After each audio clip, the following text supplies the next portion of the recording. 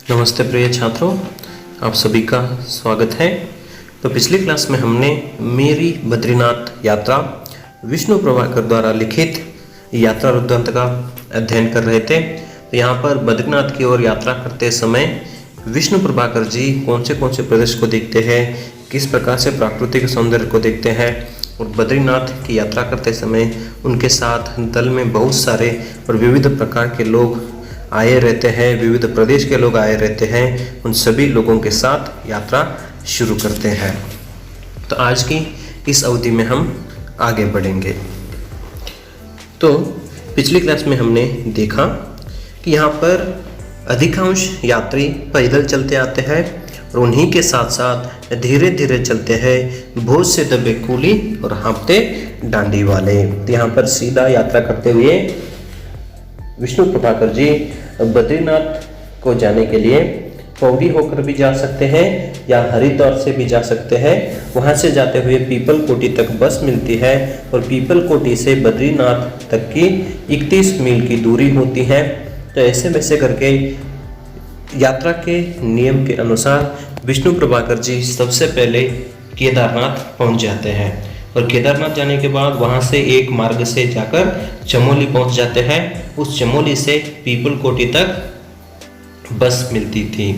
तो ऐसे वैसे करके वहां पर केदारनाथ की शीत ऋतु की राजधानी ऊशीमठ पहुंच जाते हैं और वहां पर सबसे ऊंचे स्थान पर तुंगनाथ मंदिर बना हुआ था, उसको भी देख लेते हैं। और सवेरे 3 बजे हर दिन उठते थे और अपनी यात्रा के लिए रवाना हो जाते थे और प्रतिदिन 12 से 18 मील तक उनको यात्रा करना होता था। तो उनके दल में अमीर, गरीब, स्त्री, पुरुष, बाल, बच्चे सभी प्रकार के लोग आए हुए थे और इस सब से मिलते सुख दुख की बातें करते, बद्री विशाल की जय बुलवाते, हंसते, खिलखिलाते, पहाड़ी ढलान पर बने छोटे छोटे गांवों, खेतों में काम करते नर नारियों को देखते, उस स्मृति को कैमरे में सुरक्षित रखते, चट्टियों पर चाय नाश्ता लेते और उनसे झगड़ते हम अगले पड़ाव पर पहुंच जाते थे। यहाँ पर बद्री नारायण की ओर जाते समय सुख दुख की बातें करते हुए जाते हैं और बद्री नारायण की घोषणा करते हुए, उनका जय जयकार लगाते हुए, हमेशा हंसते हुए, मुस्कुराते हुए और खेत खलिहानों में काम करते हुए नर और नारियों को देखते हुए वहां के उस स्मृति को अपने कैमरा में कैद करते हुए विष्णु प्रभाकर जी अपने दल के साथ आगे बढ़ने लग जाता है।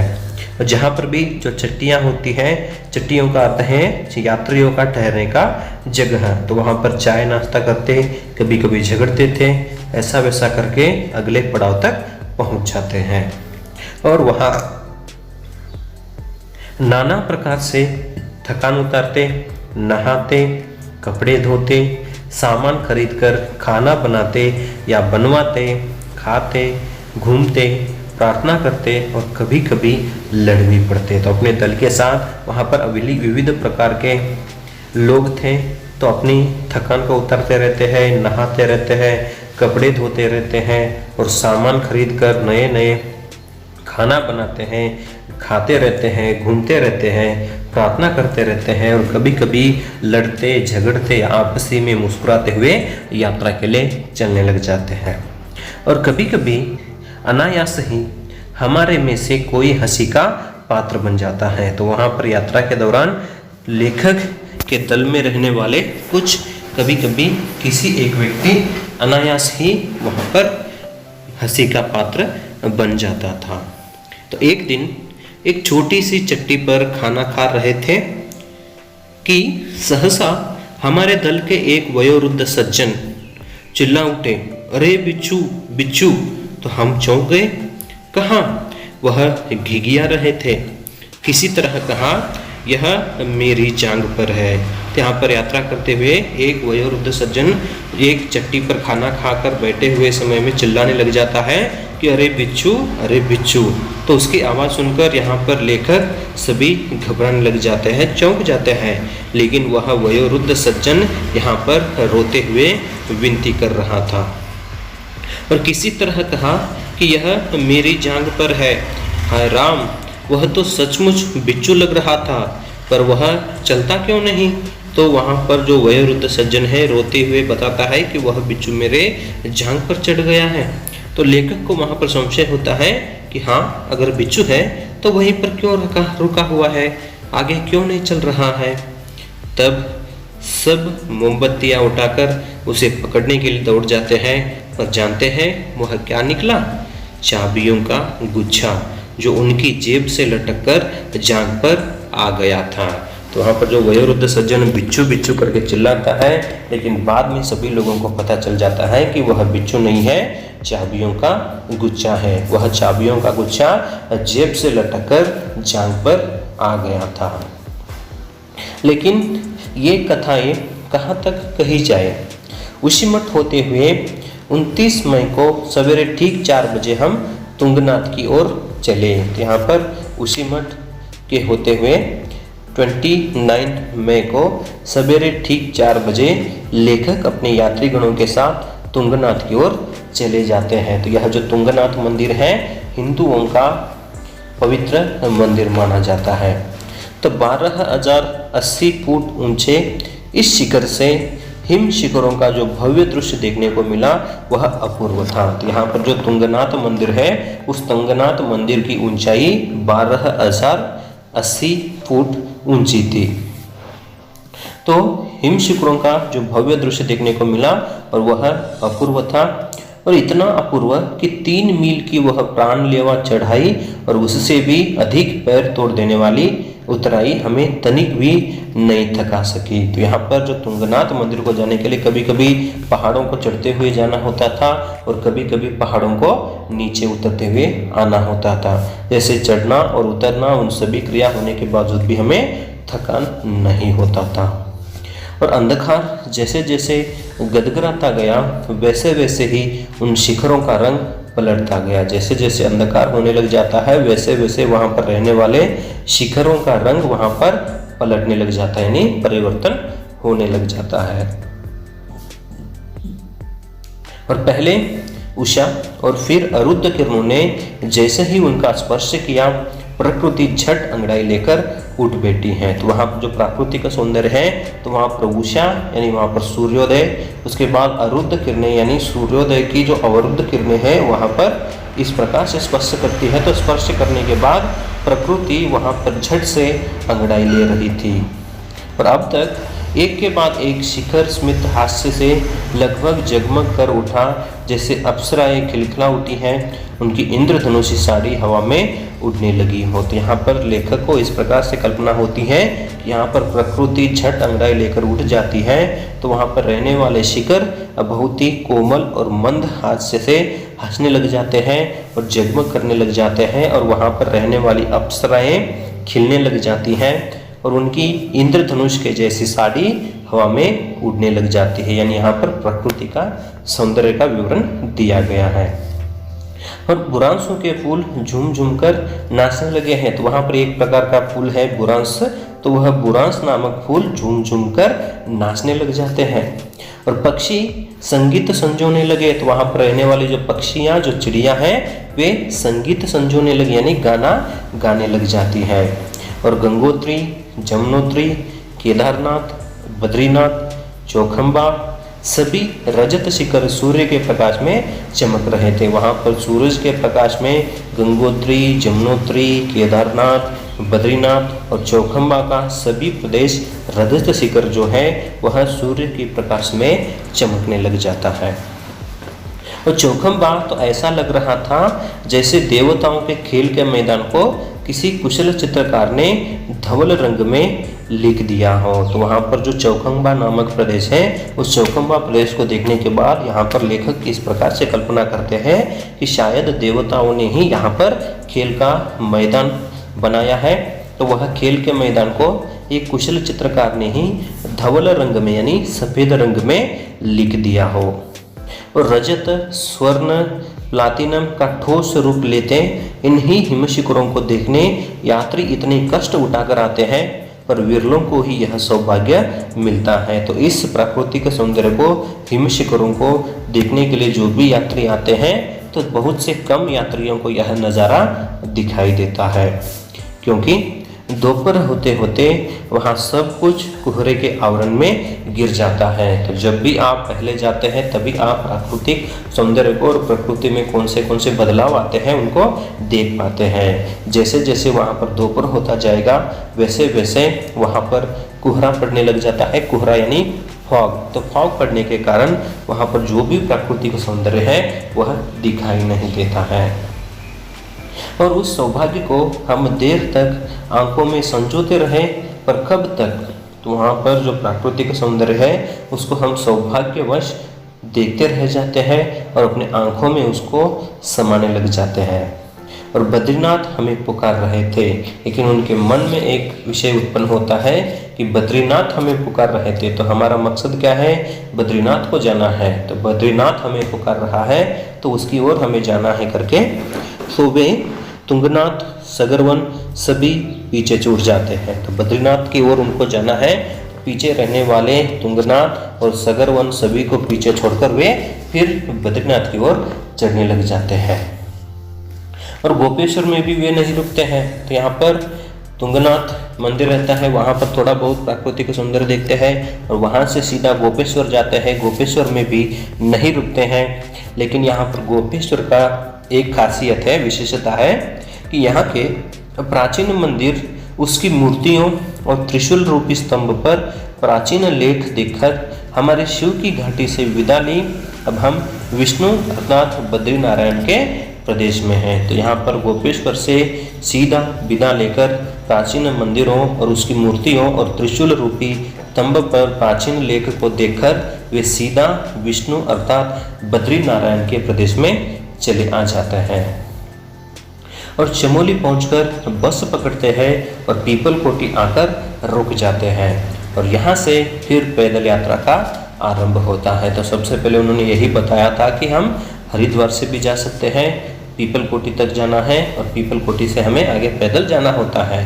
तो ऐसे वैसे करके चमोली पहुंच जाते हैं। चमोली से बस पकड़कर पीपल कोटी तक बस से जाते हैं और वहां पर जाकर रुक जाते हैं। तो फिर पीपल कोटी से बद्रीनारायण के पास जाने के लिए पैदल का रास्ता उन्हें चुनना पड़ता है।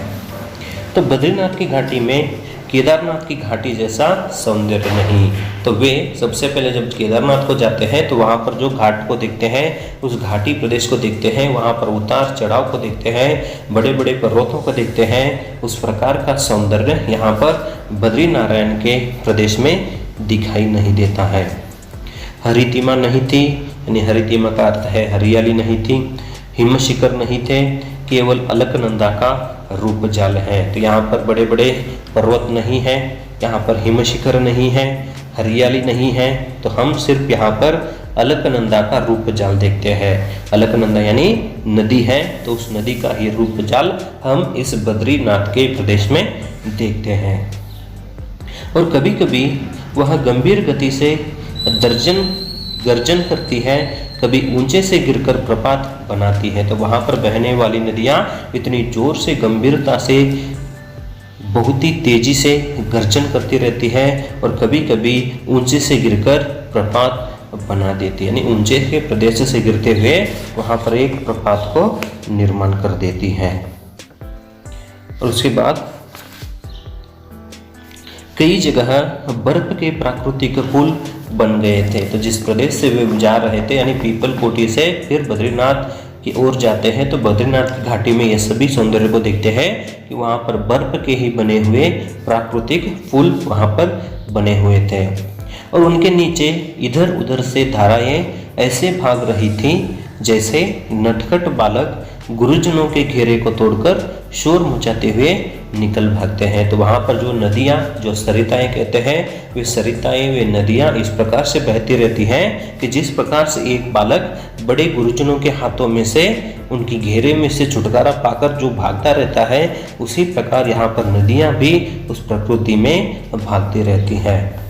और उसी शोर में यात्रियों का शोर मिल गया था, क्योंकि अपेक्षाकृत सुगम होने के कारण इस ओर यात्री बहुत आते हैं। तो जिस प्रकार से यहाँ पर नदियाँ शोर मचा रही थी, उस शोर में ही यहाँ पर यात्रियों का शोर भी मिल जाता है, तो वहाँ पर बहुत ही आनंद महसूस होता है।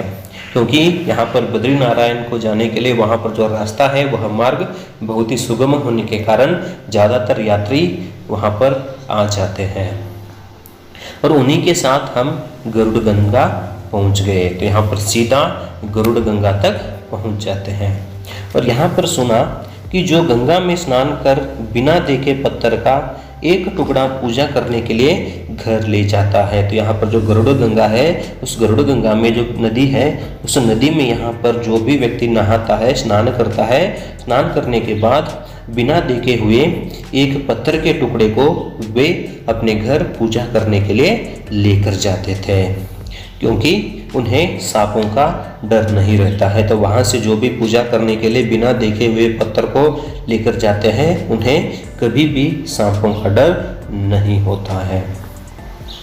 लेकिन हमारे एक मित्र थे जो यात्रा में नहाना ही अवश्य नहीं मानते थे। यहाँ पर लेखक के पास जो यात्रा करने के लिए आए थे, सो सभी लोग रहते हैं, वहाँ पर भी एक ऐसा मित्र रहता है कि यात्रा के दौरान नहाना ही आवश्यक नहीं समझते थे। ಅಂದ್ರೆ ಜಳಕ ಮಾಡೋದು ಅವಶ್ಯಕ ಅಂತ ತಿಳ್ಕೊಂಡಿದ್ದಿಲ್ಲ। ಅಂತಹ ಒಬ್ಬ ಸ್ನೇಹಿತನು ಕೂಡ ಲೇಖಕರ ಜೊತೆಗೆ ಬದ್ರಿನಾಥ್ ಯಾತ್ರೆಯನ್ನು ಮಾಡಲಿಕ್ಕೆ ಬಂದಿರ್ತಾನೆ। फिर इस यात्रा में हर कहीं पानी रक्त को जमा देता था। तो वहां पर जो पानी है, गरुड़ गंगा में पानी रहता है, इतना ठंडा होता है कि उस पानी से नहाने से कभी कभी हमारा रक्त भी जम जाता है, वैसा अनुभव होता है, यानी पानी इतना ठंड रहता है। और एक बार ऐसे ही स्थान पर उन्होंने नहाने के लिए विवश किया गया, तो बेचारे नहाने के लिए गए। तो ऐसे ही जो वहाँ पर ठंडे पानी में नहाने के लिए उस मित्र को लेखक एक बार नहाने के लिए विवश यानी मजबूर कर देते हैं। तो मजबूर करने के बाद वह लेखक का मित्र नहाने के लिए चला जाता है और लौटे तो बुरी तरह कांप रहे थे। तो वहाँ से वापस नहाकर लौटते समय बुरी तरह से कांपने लग जाते हैं, क्योंकि पानी ही वैसा था कि रक्त को जमा देने वाला पानी इतना ठंड दिखाई देता है। तो उनके नहाकर आने के बाद लेखक उनसे पूछते हैं कि कहिए दिल जम गया या बच गया। तो अंडरलाइन कीजिए इस वाक्य को। तो कहिए दिल जम गया या बच गया। तो इस वाक्य को लेखक उस मित्र को कहते हैं। तब वे बोले जम कैसे सकता था, हमने वहाँ पानी लगने ही नहीं दिया। तो वो जो मित्र है वहाँ पर बता देता है कि दिल कैसे जम सकता है जी, हमने तो वहाँ पर पानी ही लगने के लिए नहीं दिया है। और इसी गरुड़ गंगा से पाताल गंगा की चढ़ाई आरंभ होती है। तो गरुड़ गंगा में नहाने के बाद वहाँ पर बिना देखे हुए पत्थर को लेकर आ जाते हैं। उसके बाद गरुड़ गंगा होने के बाद सीधे पाताल गंगा की चढ़ाई आरंभ हो जाती है। और गंगा सचमुच पाताल में है और किनारे का पहाड़ हमेशा टूटता रहता है। तो यहाँ पर गंगा नदी पाताल में ही बहती रहती है, वहाँ पर गरुड़ गंगा। तो उसको देखने के बाद जो उसका किनारा होता है, उस किनारे का जो पहाड़ होता है, वह पहाड़ हमेशा टूटता रहता है।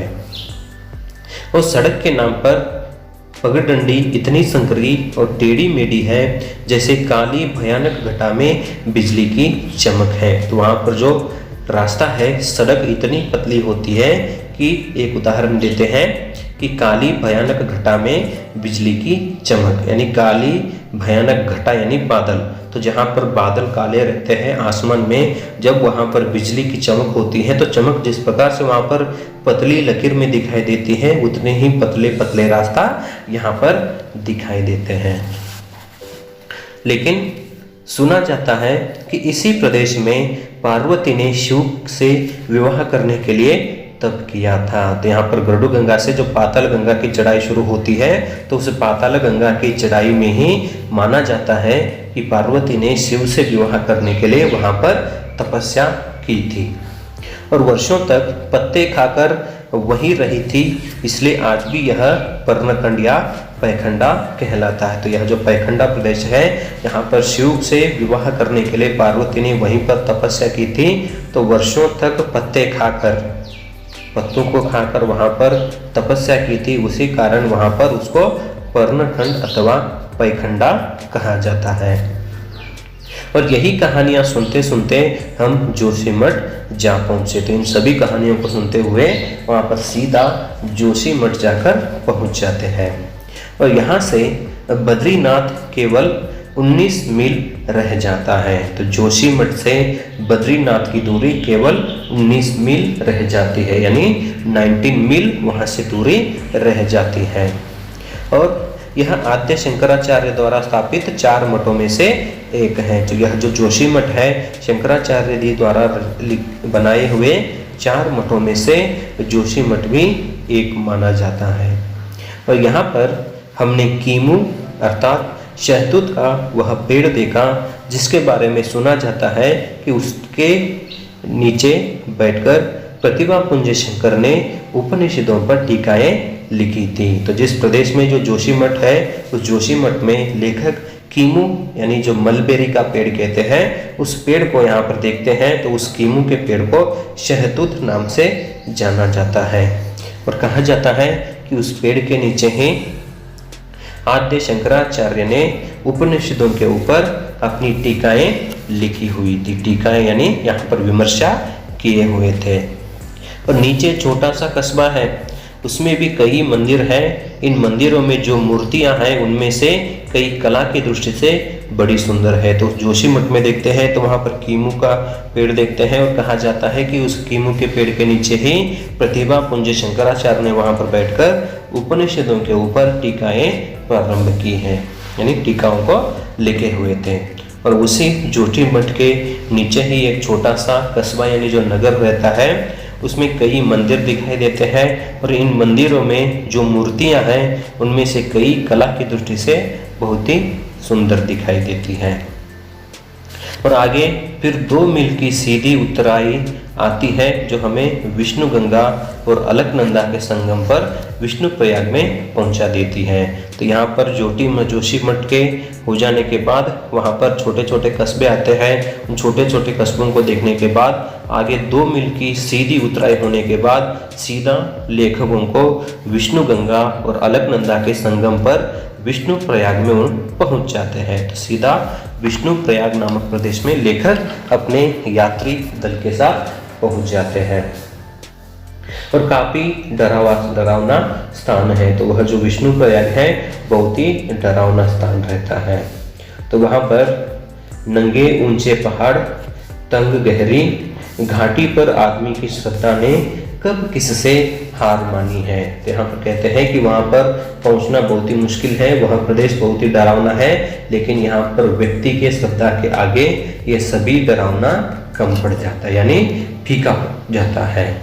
क्योंकि यात्रियों का जो कारवां है वह हाँफता हुआ, सांस लेता हुआ कभी अलकनंदा को, कभी पर्वत शिखर को, कभी पीठ पर बोझ उठाए श्रम की प्रतिमा गढ़ वाली नारियों को देखता और आगे बढ़ता जाता है। तो यहाँ पर जब विष्णु प्रयाग को पहुंच जाते हैं और विष्णु प्रयाग को पहुंचने के बाद वहाँ पर जो यात्रियों का जो समूह है कभी कभी हाँफता रहता है, सांस लेता रहता है और कभी अलकनंदा को देखते रहते हैं और कभी पर्वत के शिखरों को देखते हैं, कभी अपने पीठ के ऊपर जो बोझ होता है उस बोझ को उठाए हुए श्रम की प्रतिमा करते हुए जो गढ़वाली प्रदेश की नारियों को देखते रहते हैं। और मार्ग में बच्चे वहाँ पर गा गा कर पाई पैसा मांगते हैं। तो वहाँ पर उसी रास्ते में बच्चे जो छोटे बच्चे होते हैं गाना गाते हुए वहाँ पर पाई पैसा यानी एक एक पैसा मांगते रहते हैं।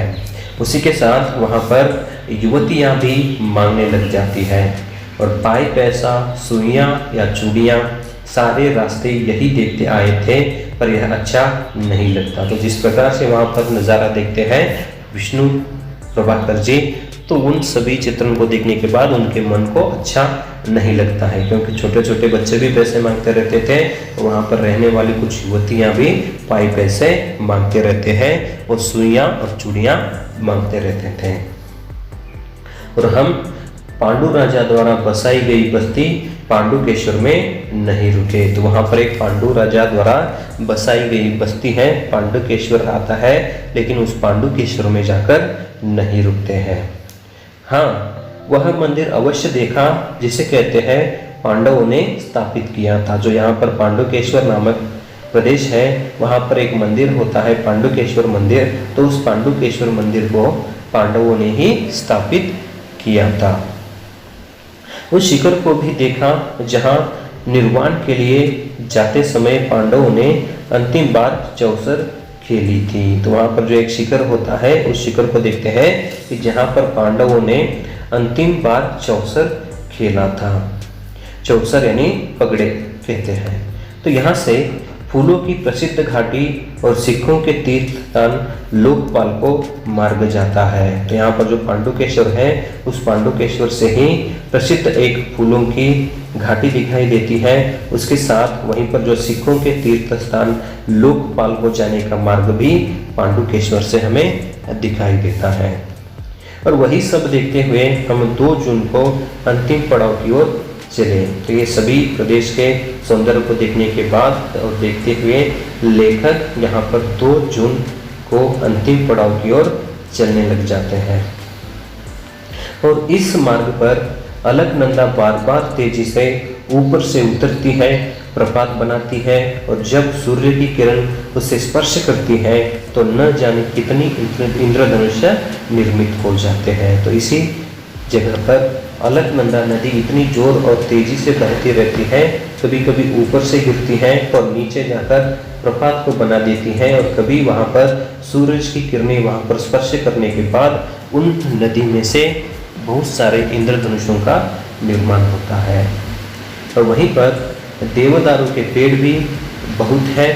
यहाँ से हमें कई बार बर्फ पर चलना पड़ा। तो देवदारू पेड़ दिखते हैं, उन सभी पेड़ों को देखने के बाद कभी कभी उनको बर्फ के ऊपर चलना पड़ता था। और आखिर हम कंचनगंगा को पार करके कुबेरशिला के पास पहुंच गए। तो कंचनगंगा नामक वहाँ पर प्रदेश है। उस कंचनगंगा नामक प्रदेश को पार करने के बाद लेखक अपने यात्रीगण के साथ कुबेरशिला जाकर पहुंच जाते हैं। और कुबेरशिला के पास पहुंचने के बाद यह वह स्थान है जहाँ से यात्रियों को विशालपुरी के प्रथम दर्शन होते हैं। तो कुबेरशिला जाने के बाद उसी प्रदेश में से विशालपुरी नामक एक प्रदेश है, उस प्रदेश का दर्शन यहाँ पर यात्रियों को होता है। और तूफान आ रहा था और मैं इस पुरी को पहले ही देख चुका था, फिर भी मुझे रोमांचन हो आया। मंजिल पर पहुंच जाने पर रोमांच हो ही आता है। तो यहाँ पर विशालपुरी का दर्शन होने के बाद लेखक को इस प्रकार से आनंद मिलता है, बहुत ही रोमांचन होता है। रोमांचन होने के बाद यहाँ पर लेखक एक वाक्य कहते हैं कि मंजिल पर पहुंच जाने पर रोमांच हो ही आता है। तो इसको अंडरलाइन कर लीजिए, यह आरसी के लिए यानी संदर्भ स्पष्टीकरण के लिए आता है। तो इस वाक्य को लेखक पाठकों से कहते हैं। तो फिर आगे की कक्षा में हम और आगे के विषय का अध्ययन करेंगे। तो तब तक यहाँ पर हम रोक लगाते हैं। धन्यवाद।